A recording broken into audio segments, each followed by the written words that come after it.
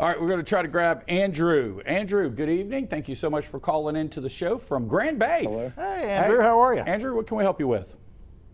Hi, good evening. I was calling today. I had a vehicle that I was driving a few years back, and I hit a deer, and the insurance company called it a total loss. Okay. And I didn't do any research of the numbers that they were quoting and the estimated value. And at the time, I just trusted that they were doing the right thing. Well, in the last month, maybe month and a half, I've received 2 different notices in the mail and then also an email saying that this particular company has now a lawsuit against them for not paying the full amount for the claims. And I'm just curious if I should enroll with this lawsuit, or if I could just ask them to do the right thing and maybe, compensate me for what I do believe would have been a fair amount. But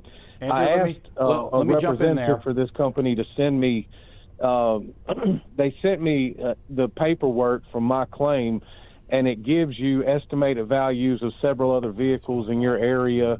And from what I gathered, from what I saw, they did not do it correctly.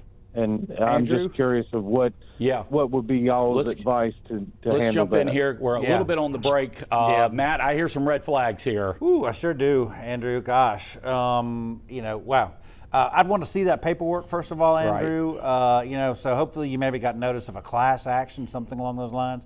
They're generally supposed to follow kind of blue book value, but that in the process, there is some negotiation as well. For example, some people, add stuff to their cars, have add-ons, things like that. And so that can adjust, if done right, that can kind of adjust the value. But, listen, if you've settled your claim, if you've been paid, and you said several years back, which you said in your earlier part of your call, they're not going to reopen it. That's a resolved claim for them. So you're either going to have to join that class action, or you're going to have to file some type of new action to kind of revive your claim. So there's a lot going there. What I would suggest, Andrew, is bring that piece of paper, go meet with the law firm, and what we'll do, we'll check that out. I'm not aware of what you're talking about, but I can verify it. I can go and make sure it's not a scam, make sure it's not something, because boy, aren't we all getting these things every day? Well, now, that's where my mind went. I know that's it where did. I went first. Yep. Anyway, so that's just the Gen X in me. It is. So first thing we're gonna make sure it's legit. We're gonna I'll make sure the